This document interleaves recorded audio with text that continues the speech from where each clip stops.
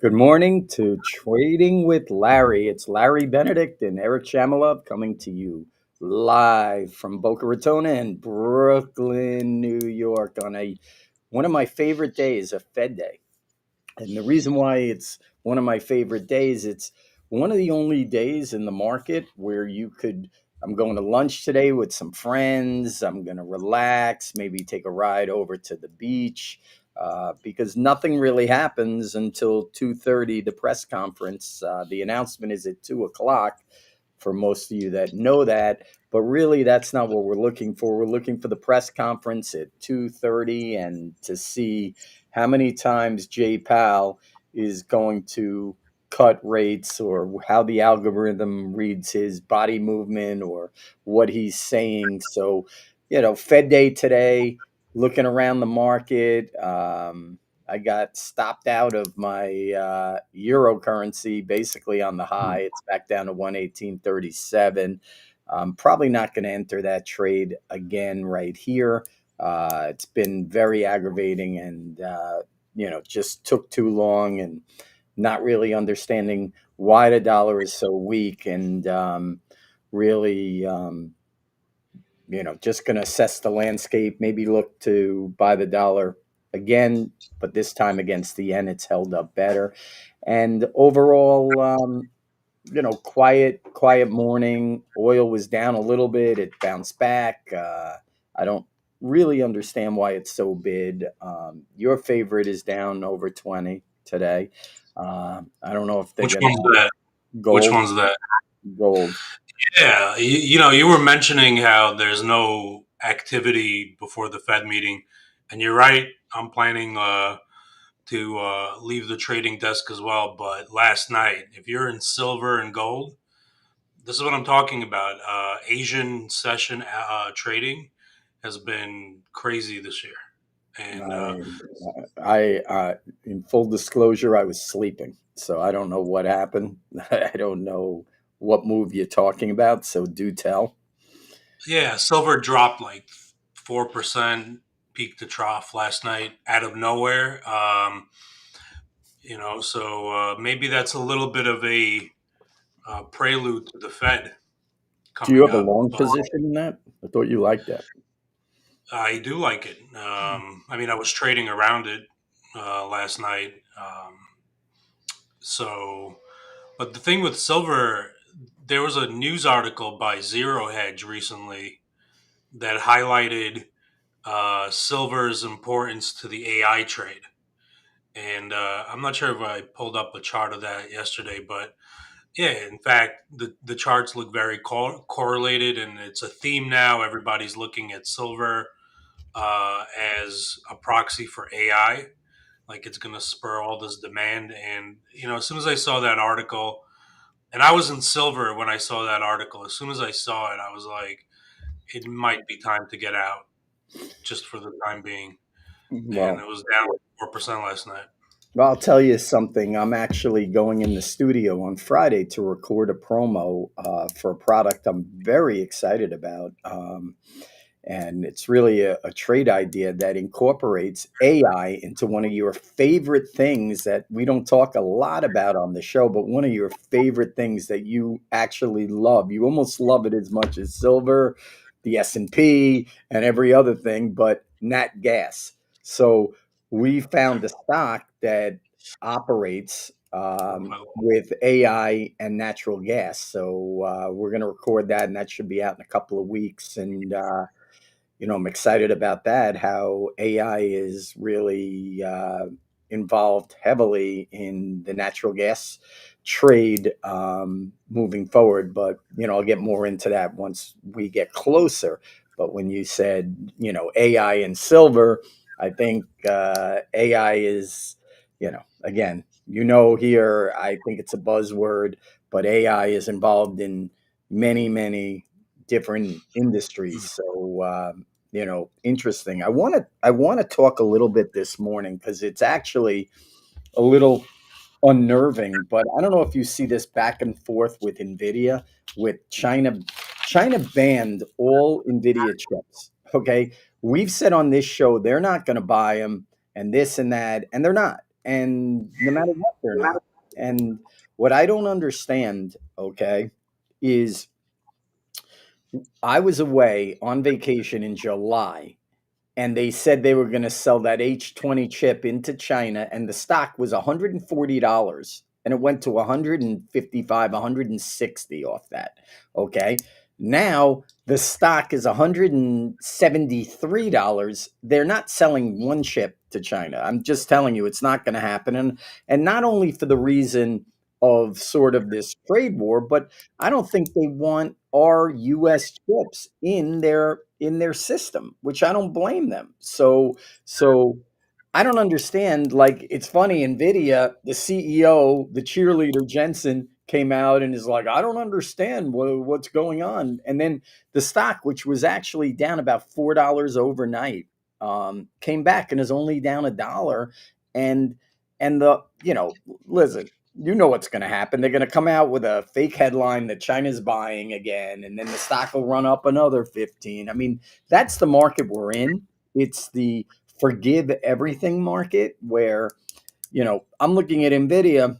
It's barely down. It was down pretty heavy last night. I don't know what the low was, but it got into the low 170s. And then my thought process is, how is the stock 170? They're not selling to an entire nation, which is basically the largest consumer probably outside of us for sure. And the stock is just taking it in stride, pretty much. So I don't know if you have thoughts on that, but really, I'm Yeah, looking at a couple of things. That you mentioned that. That's interesting. I'm looking at the news headline. It says there's a complete ban on Nvidia chips by China. You go back to Nvidia's earnings report. They kind of saw this coming because they took out guidance regarding China chip sales out of their reports and out of future reports. So I think they saw this coming. Um, and you mentioned fake headlines. It immediately reminded me of earlier in the year when DeepSeek came out, and everybody's like, "It's the end of Nvidia. It's the end of the AI build out. The bubble's about to pop. They don't need so much infrastructure spend." And here we are 9 months later, and the Nasdaq is at an all-time high. So I don't know. I don't know yeah, why the market is the reacting. Nasdaq is at an all-time high, basically, because everyone wants to buy everything at any and all cost. I want to incorporate that a little bit into the Fed. And I want to really ask you a question because I know you track this. The three rate cuts that they're looking for at the end of the year. So they're looking for one now, they're looking for one at the next meeting and the meeting after. I don't believe three were even in the cards till a couple of days ago. And if it was, what is the probability that that may happen? And what do you like? I just think that this is setting up for, and I'll let you answer the question as a second, but it's pure like perfection the market is setting up for. And then on top of that, I've been trading for 40 years, over 40 years, 41 years now. And I've gone through many, many, many Fed meetings. So, if you add it up, it's probably over 600 Fed meetings. Okay. And then back in the day, they used to have intermeeting moves all the time. Back when Volcker was the Fed chairman in the 80s and early 90s, they would not even signal. Now this Fed is like so scared to do anything outside the box, it's crazy. So he backed himself into the corner for this one. But my thought is, the only time in my 40-year career that the Fed aggressively cut rates is if the market was cratering. Okay. If the market was crashing, you'd get a half a point. During COVID, you had full point cuts. This is a 25 basis point. This doesn't really change lending for anybody. So even if we get 75 out to the end of the year, if he did 50 now, listen, if he's doing 25 now, 25 at the next meeting, 25 at the next meeting, why wouldn't he try a 50 spot right now? Just get the market, a little bit adjusted, okay, and see what happens if it's already priced in. He's doing 75, so I'm not really sure what the answer is to that or what the thought is, but I'll throw it to you. But that's the question. Every time, just hear me out. Every time the Fed has aggressively cut rates, it's because the market is crashing. We are exploding up right now. They're sitting in the meeting, starts probably 9 o'clock, 8:30. They're probably in it or getting ready to be in it. Like, what are they talking about? Are they not looking at the US equity market at all? Like, they don't that the markets had one down day in the last 12 trading days. And yes, the down day was 1/10 of 1%. They're not looking at any of this. So, anyway, I'll throw it to you for your thoughts on all of that. Yeah. I'll start with the probabilities first, and I'm a little bit surprised to see this, but the the market right now, as we speak, is actually pricing in almost a 10% probability that they're going to cut 50 today, not 25, 50. So 25 is 100%. The market is certain, and I'm reading off probabilities in the Fed fund swap market. And, this may or may not happen, but they're thinking 10% probability of 50 basis points today and 91% probability of a full 75 basis points by December. So they're pretty certain that we're entering a rate cutting cycle. In terms of like the history of this, so mid 90s, they were cutting at an all time high. The market goes up. Um, However, since 2000, every time they were cutting, you're absolutely right. The market would fall after they would cut. So, I mean, why are they cutting? Because I think they're looking. The stock market is an all time high because of AI, the AI trade, right? You have your Mag sevens running things, running these indexes up. But really, there's like three different economies. You have the consumer, which is one that's kind of slowing down. You have real estate, which is in recession, right? So I would say, yeah, those maybe need some rate cuts. But then you have like this AI trade, which is dominating the market, which I don't think AI really needs rate cuts or cares about rate cuts.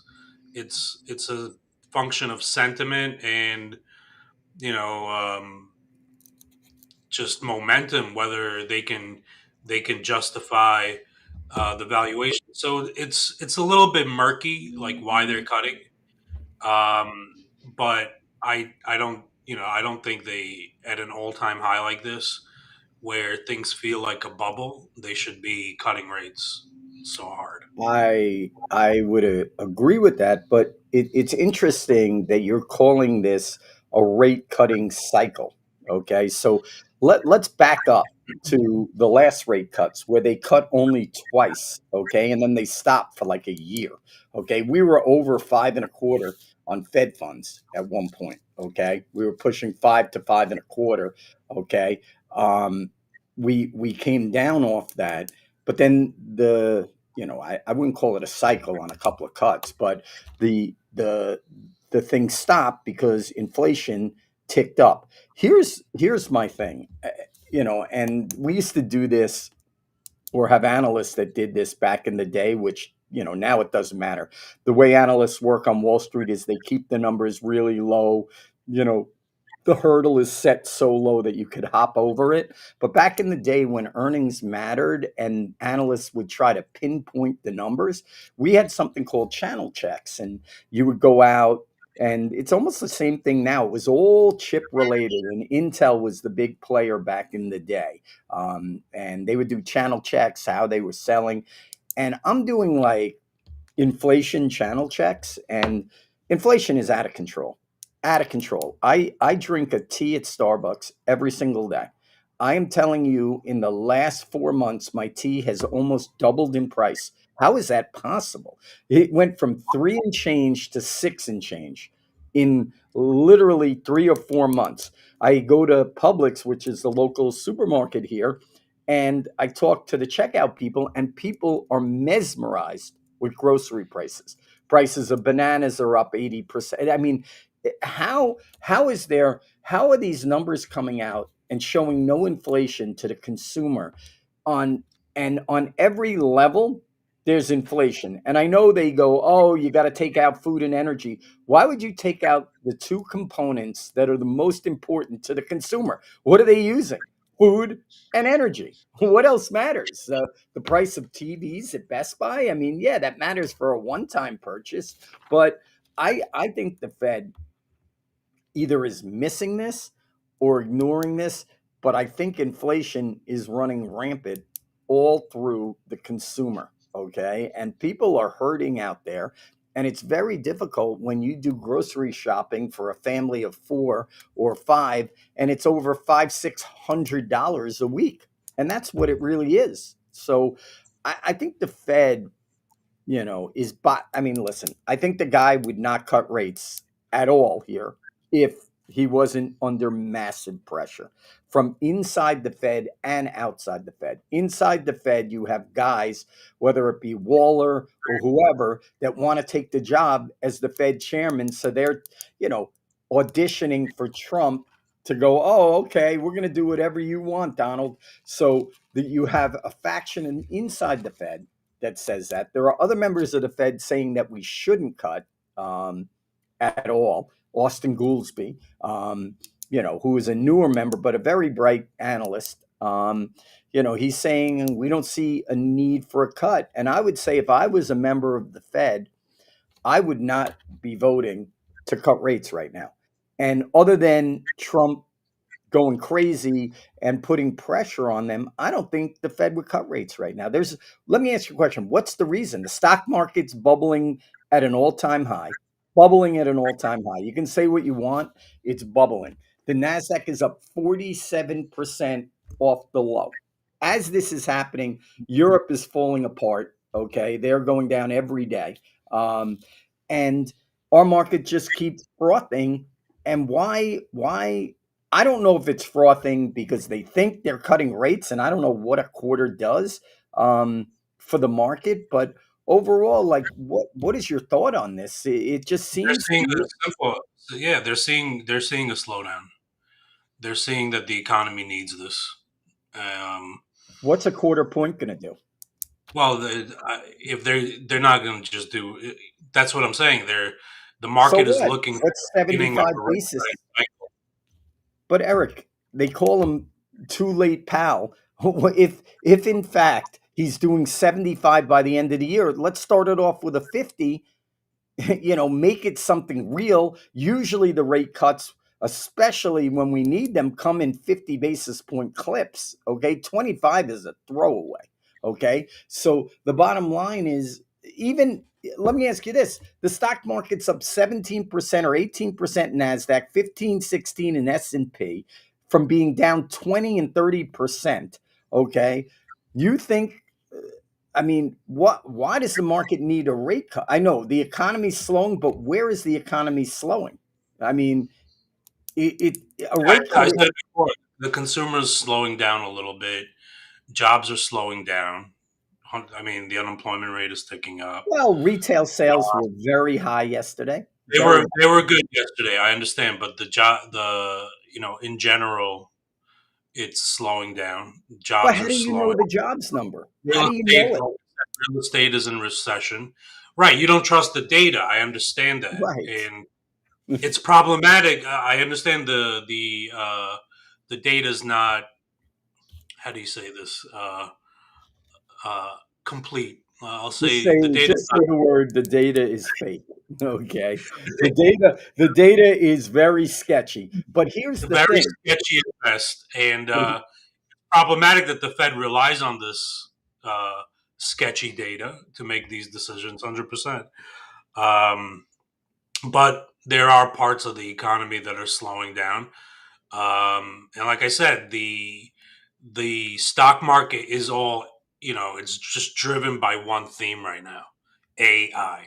That's it, and But that part of the that economy can't be doesn't good. care about interest rates. But that can't be good. How can that be good if it's driven by one thing that's overvalued and pumped up and bubbly? It totally reminds me of 99. And we talked about it a little bit yesterday. I asked you the question, and I kind of put you on the spot. I said, what's the greatest invention of basically all time? And it really probably is the internet and the advent of, being able to, source data, etc. And that market blew up, and the Nasdaq went down 80%. And it took over 5 years to come back. 5 years. This market can't wait 5 days or 5 minutes. So 5 years, and I think people are going to be very surprised moving forward in general. Returns are going to be harder to get. There's going to be a lot more hiccups coming in the market. And listen, this has been, I think, one of the greatest bailout up moves that I've ever seen in 40 years. In and the time frame is 4 months, 3.5 months. I mean, when is the Nasdaq? I mean, touchdown is out when he comes back in. But when was the last time the Nasdaq ever rallied 47% on a broad index in 3.5 months? It's never. So this is probably one of the greatest up moves of all time off the low. People, are like, oh, well, it's only up 15%, but the Nasdaq was down 31%. I'm telling you, I remember looking at it when we made the low that day when the S&P traded 4,800. So I think, rate cuts are coming. I don't understand it. Like you're saying, the jobs are weak. I mean, how are the jobs weak? We had a positive job creation number for the month. It didn't beat the number, but we weren't negative. We haven't had one negative job creation month in years. So, obviously there were revisions to all the numbers that came forward, which makes it, you know, it makes it a little bit crazy, but to believe any of it. But overall, I think things are doing okay, and really, the market is where everybody. Unfortunately, let me ask you this: how go around your neighborhood? How's your neighborhood going to do if the market corrects 10%? How's my neighborhood gonna do? I mean, that's bad, I guess. I don't know. What do you mean, bad? You guess. You know everybody's in it. I played cards last night, and everybody's talking about stocks. Everybody's in it. What about this stock? What about that stock? They're here's the buying. here's the jobs chart, by the way. This is the monthly jobs creation chart. Okay. I This mean, is what the Fed is concerned about they right here. think by a timeout. We got to call a quick timeout. You think cutting 25, 50, 75, or 100 is going to help the job market? The job market is getting hit because of AI. Okay, because you can now rather listen. I'll tell you straight out. So I ran a hedge fund for many years. Okay, I ran $1 billion. That's a pretty decent number, especially back then. Okay, do you know how many employees I had? Four No, total, three or four. That same hedge fund right now would need 13 people. Okay. So things are very, very different. Okay. And you can't look at this jobs situation in a way that how do interest rates have to do with that? Now, I believe in lending, it has a lot to do with it, housing, etc., potentially, but in hiring, nobody is going to hire. Industries change, things get different, and the bottom line is companies are operating more efficiently and they don't need as many workers, and the numbers are more dire, especially for first time job seekers out of college. They can't get jobs. They're not out there. There are no jobs. So you think by the Fed cutting 75 basis points over the next 3 months, the jobs market is going to explode? I'm not. or, I or don't. I don't. so It's not that then I think. But Larry. It's that's not the Larry. number But you're. But I'm that's I'm sorry. I'm just saying what the Fed is thinking. So I don't know what Well, you're. how do you know what the now you know what the Fed is thinking? I mean, He, I he don't know. actually said it in Jackson Hole. I don't.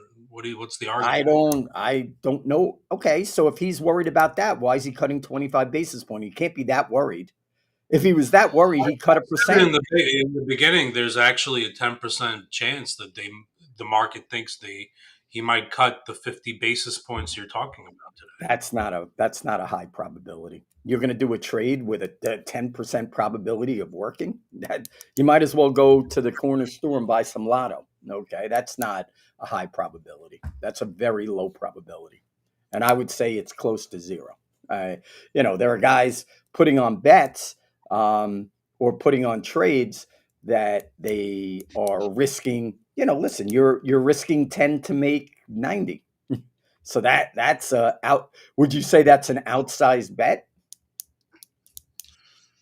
Yeah, yeah, Yeah. 100%. So If so they're I would right, if you catch that, I that's a career move. If you right. catch it, it's not something I'm betting on today, but Listen, it's it's like in my today. mind. You know, Well, Eric, it's like today. If I thought the market was going to go down a lot off of this, I could buy cheap. Nothing's really cheap right now. Vol is up, but I could buy out of the money, put options, and triple my money, quadruple my money if I'm right. But the chance of that is probably, I don't know, 1 in 6, 1 in 8. So that's why they're so cheap. But it's just, you know, a 10% chance doesn't seem to me like they're going to, cut it, but 50. But it feels like today's is just such a consequential Fed meeting. Like usually these Fed meetings are completely irrelevant, and the market will trade off of it and then forget about it the next day, just like every other economic headline. But I don't know. Today feels like a pivotal one. It feels like the entire year, that whether is the market funny. is going to be up or down. Yeah, I think so. But I that's think funny. That's funny because every meeting, the same thing is said. The biggest Fed meeting in years. yeah, Da, da, da, it's da, da. said. I don't say it, but I'm saying it about this meeting because there is so many questions around what the Fed is good. This is like every Fed meeting, everybody is in complete agreement about what the Fed is going to do. Like they know. I don't think everybody knows right now, and you could see it in the probabilities leading into it. They've been like up and down, and now like leading into the Fed, they're on the other extreme of it where they're thinking massive rate cuts are coming and this is the beginning of a rate cut cycle. And at the same time, you have everybody scratching their head like, why are they doing this? And there's a lot of dissent within the Fed. Then you have the political angle, you know? So this is like prior Fed meetings, everybody knew what was coming. Like, do you know what's coming today? I don't like. I don't. I Yeah, really don't. I think I What's do. coming? I think this is what I'm thinking. I think they're cutting 25 basis points. It's on the table to cut two more times this year. They're going to basically say they're going to use the word we're data dependent, okay? And even though they're not data dependent, they're going to basically say they're going to look at the data like they do every single month and they're going to reassess moving forward. And my thought is, and I keep bringing this up on this podcast, is So they're if going to do exactly what they do every single meeting, which is just say they're going to be data dependent. They're going no, to I don't. go I don't think they. I don't. I think they throw that in, but I think they signal. And when I look at you, right. I remember the December meeting where the market moved 250 points in the S&P, and I can't even tell you why. I mean, whatever was said, and it was interpreted a certain way. So today will be the same thing. And my thing is, if the Fed wanted to be more aggressive, okay, they would be. There'd be a 90% chance they would do 50 at this meeting. My question to you is if he's doing 25 now, 25 next month, and 25 at the end of the year, why doesn't he just do 50 right now and get the party started with a jolt of energy that may do something? A 25 basis point rate cut is a throwaway. It's a zero. It's as close to not doing anything as you possibly could. And if you look back to COVID and other times in '08, they did a point to even more in one move, a point. I mean, that is like, a patient on a table being, resurrected with paddles.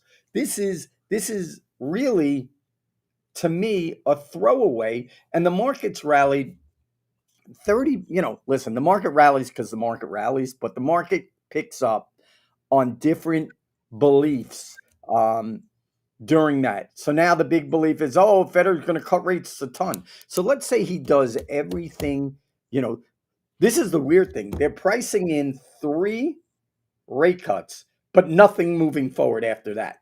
like, like it's very light moving forward after that. So there's going to be a big pause after 75, and that gets us to 3.5. Now let's ask another question.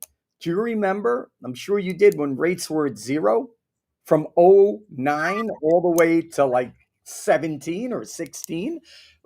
How come rates at 3.5% or even four now, where they are 4.25? Why is that so good? Why is the market able to rally with a 4.25 Fed funds when it used to be at one?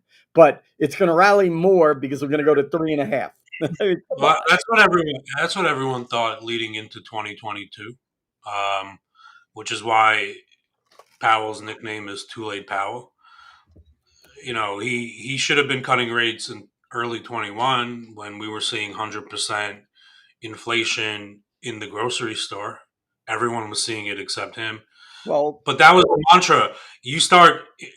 Everybody thought the market was going to drop like 50%, and never recover because they're so addicted to low rates. And then they started jacking rates up, and all the market did was drop 20% and then recovered quickly. the So, market always recovers but quickly. that like over the long term, like we have a normal interest rate that's like 5 or 6 or 7%, like zero, and the economy would always do fine.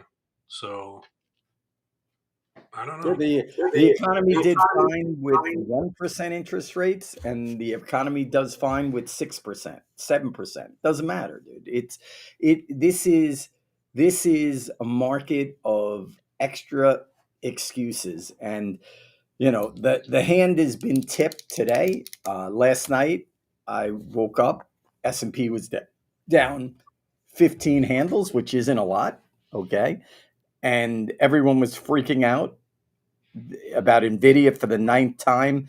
It's weird. They already been told 10 times that China's not buying the chips. We've come on here multiple times and said it.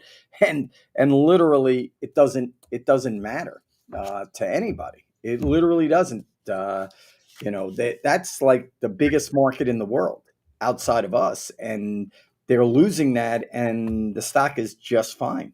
Almost, a couple of percent off an all-time high. So we were down, and then now I'm looking at S&P, and they're positive on the day, which, listen, it's fine. You're gonna have to wait.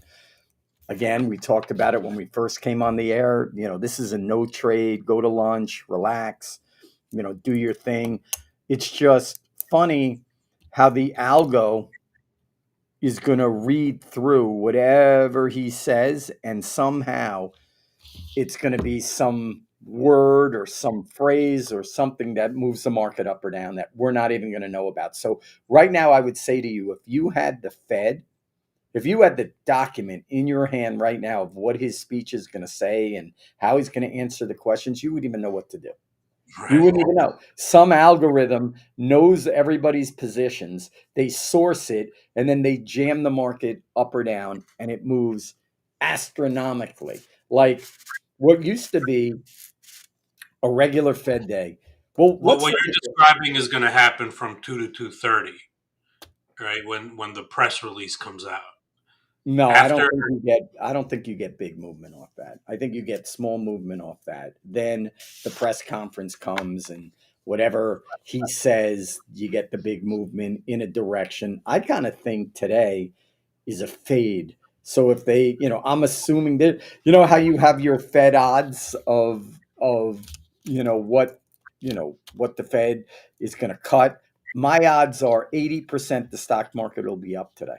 Okay. 80 before the meeting. It's so obvious that it's unbelievable. You have a number of forces at work here. You have quad witching with we have a product that trades that, and hopefully the people watching today are in that product. That product had a winning trade in less than a day of over 40%. I've have done very well sourcing the S&P roll, which is the spread between September and December. And it sort of gives away the clue. And the clue is they want to buy. Now, that could change off of a statement, but the market is skewed to the buy side. I don't know why, but it is skewed to the buy side. So, unless this guy says something crazy, the market probably will rally. But I think it's setting up for a fade potentially on Thursday, and then the same goes if they smack the market. So I don't know. I don't know what this guy could possibly say today Yeah, to get. I think we'll get a little bit more resolution than just the run of the mill Fed meeting. Um, I think he's going to give some guidance, and the market is going to kind of. I think the market by the end of the day is going to know whether their expectations are too high for what the Fed is going to do or not high enough. I think Why? they'll get a resolution. That's going to be data dependent. That's not off this meeting. They have the data. They're in the meeting. What? No, they're already going to react to the data. Now he has to explain what they're going to do with the data. He's actually going to take action. Like the data dependent thing is when they don't touch interest rates at all. But today they're going to cut, right? So he's going to No. have to explain why he's cutting, and he's going to have to explain what his thought process is going forward. And I don't think just saying data dependent is going to cut it. He's going to have to give some guidance. But And but, but why? But why? he already gave guidance. He already started doing this at Jackson Hole, right? He made sure the market knew he's thinking cut. But how could So Eric? How could the Fed honestly do that when they are data dependent? And what happens if every number next month comes in, with very high inflation, okay, and job growth picks up? He's data dependent to that. I mean, he can't make a decision what he's going to do in December today. So He could, the Fed's like a cat, like following a ball of yarn with all this data. And no, they're going to cut rates, right? So he's going to have to explain why he's. It's not like a Fed meeting where they take no action. Today they're taking action, so he's going to have to explain why they're taking action today and what his plan. He can't. The data dependent thing is a cop out that he can't really use today because he's taking action today. He has to explain what But he's what does thinking. that timeout? What does that have to do with moving forward? Yes, he took action today. He could say we see a little labor weakness. Inflation is under control. Blah blah blah. But that is nothing. And he's going to say after that, he's going to go listen. If things stay the way they are, we're going to continue to cut. If things change, we're not. How could he say anything else? He doesn't know. How does he know? He can't be locked into what's going to happen in December. What if there's a cataclysmic event that needs for him to cut intermeeting? There's a million things that can happen.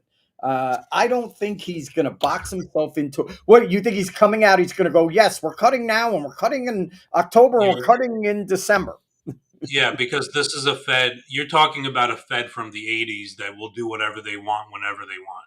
This is a Fed that likes to spoon feed the market what they're going to do and why they're doing it and all that. So in that light, yeah, he's gonna. I think he's going to give the market the wink and the nod on either you guys are absolutely right. This is the beginning of a rate cut cycle, or you guys are morons, and I don't know why you think I'm cutting 75 basis points this year.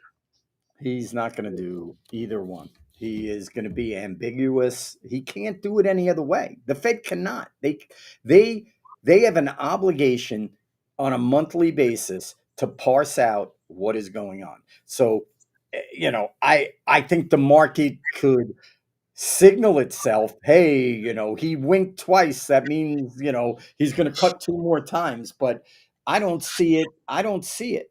But, let's just get, because we're running late. We talked a lot about the Fed. I want to get to markets. So, I talked a little bit about the currency market. Why is Donald Trump so okay with a weak dollar when originally when he came in, it was dollar king? And now it's dollar probably having its worst year in many, many years. I'm not understanding why I mean, because he's so, you know, he's bringing 8,000 Bitcoin companies public, so he can make so much money. It's unbelievable, but he's not watching the dollar or is very not concerned about the dollar here. So I don't know if you have any quick thought on that because I want to cover other markets, but Yeah, I'll pull up a chart on that. I'm not sure if I shared this yesterday. Maybe we did on another podcast, but the move in the euro and you know as a result in the dollar also has been driven, in my view, predominantly by the rate differential between European 10-year and our 10-year. I don't think he understands like the dynamics there of what really drives the currency market. Like a majority of currency moves, in my view, are explained by these rate differentials. And top panel is the euro, which is at a high of the move. And you have down here the spread between European 10-year and US Treasury 10-year. That spread, our rate was at 225 basis points higher than theirs at the beginning of the year. Now it's only 125, 135 basis points higher. So that spread has come in and the euro has exploded. So I don't think he understands, I don't think he understands that, why, why the dollar is weak. And, the king dollar thing, that just might be a political thing.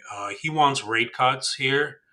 And if he wants rate cuts, then the dollar would, by that logic, should actually go down more because our rates, if like Europe doesn't want to cut rates, so their rates are going up while ours are going down. That's a central bank divergence, and if he wants lower rates here, maybe he says he wants a stronger dollar, but maybe he wants a weaker dollar. mm, I don't know. I don't think he wants a weaker dollar. I mean, I don't think he knows what he wants, but I don't think he wants a weaker dollar. But so we touched on the dollar. Interesting. I'm looking at the bond market. Actually, bonds on the longer end are rallying, and bonds on the short end are not. They're actually coming in. So it's interesting. I think that there's really, you say there's a 10% chance. I think there is 100% chance he's, maybe there's a 2% or 1% chance he's going to cut 50. But the market is not saying that. The 10-year is at 4%.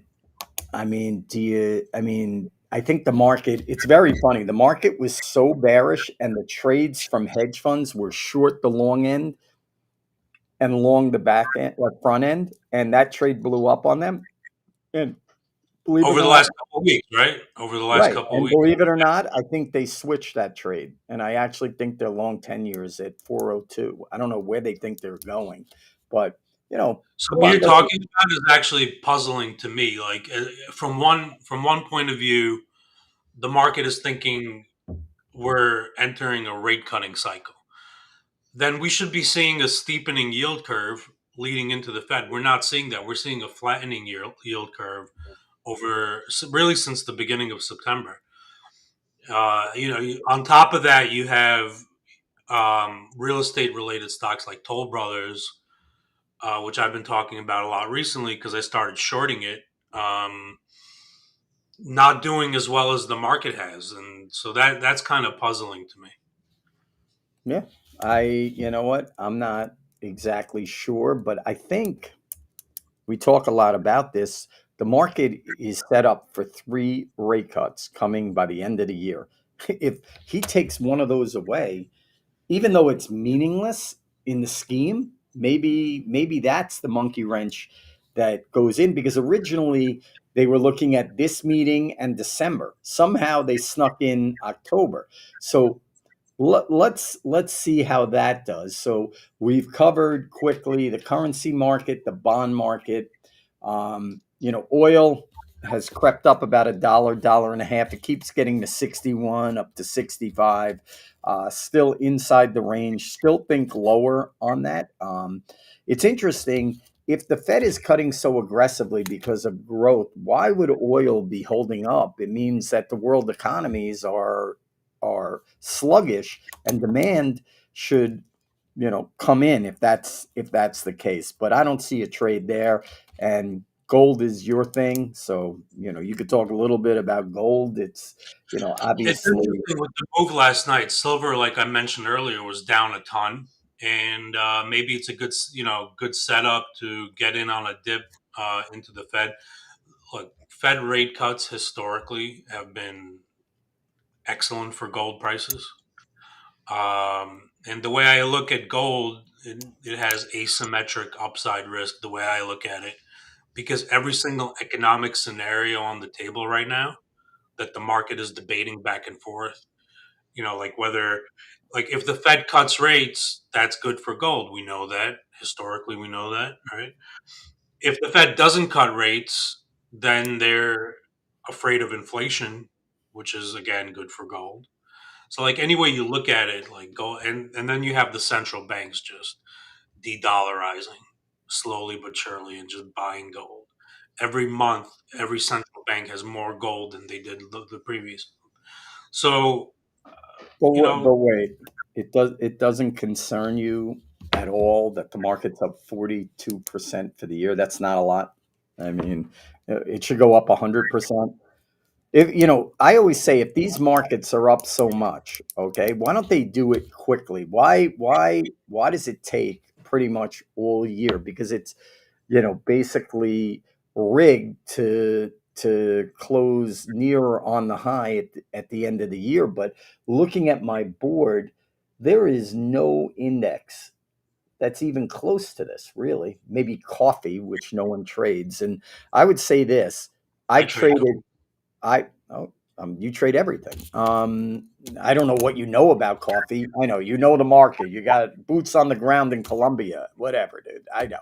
Anyway, um, I would say, in gold, Coffee. I've traded gold before you were born, probably, and I would say to you that gold is the most volatile instrument to trade. So anybody trading gold out there, make sure that you size yourself down, because the moves are extreme. And today, gold could move $100 off of the Fed meeting. 100. Yeah. I've seen it. So make sure that you have positions that are small and that you Since can you've been withstand trading them. gold before I was born, you should know that gold, once it starts trending, it's never like a 3 month thing that fades and the trade is over. Once gold starts trending and picks a direction, it's a reflection of the macro picture, and it starts trending for years. It doesn't stop in a few months.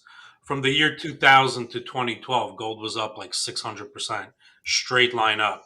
And when it's dropping, it drops for like years on it, for consecutive years on out. So Well, I think you you're in mentioned, okay, it's up 42%. I'm looking at 42%, and I'm like, okay, Listen, I think you're in a different market in general. So the different market is this: when I traded gold, the only people trading gold were professionals or extremely wealthy individuals, extremely wealthy. Okay. Now you have gold micro minis, you have ETFs in gold. So now everybody and their mother is buying gold. It's the same thing in Bitcoin. What's happened is the access has been given to the arena, to anyone can play in here, and that's what's scaring me. I'm telling you, it's scaring me in a big way. Larry, To retail doesn't give you know what about gold. They don't trade gold. They don't care about gold. I disagree. I think that every portfolio out there has gold in it. I think I'm not saying some guy in their house is trading gold futures. I don't believe that, but The guy who found I shares of definitely believe people are in gold. People are in Bitcoin massively. Dude, I would say 2 years ago, maybe three at the most, not a single person outside very wealthy individuals um, could could trade Bitcoin or be involved in Bitcoin. Now, anyone and their mother and my mother could buy Bitcoin easily. I bid all ETFs. So I'm telling you, retail or people that don't do this for a living are massively involved in every market. They're long Nvidia, they're long Palantir, they're long Bitcoin, they're long everything. So, it's all good until it turns. And we have different phases, which we're running deep into the podcast. I'll get into on tomorrow's podcast about the different phases of people.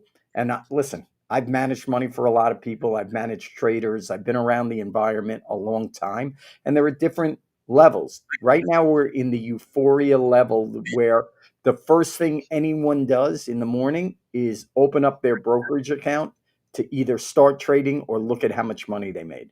Then, when things go really, really bad, you know what phase that is? That's the phase I don't look. I get my statement in the mail. Now you can get it on the computer, and I don't turn it on. So we're in the opposite phase of that. But that phase is definitely in existence, and I've seen it many times. So all I would say is to tread lightly. The markets, obviously want to rally here. It's obvious overnight. The news was very bad. Nvidia is basically told they are not selling chips to China. I don't know. That doesn't matter. You don't think that that's a significant part of what they incorporated their revenue? I mean, it has to be.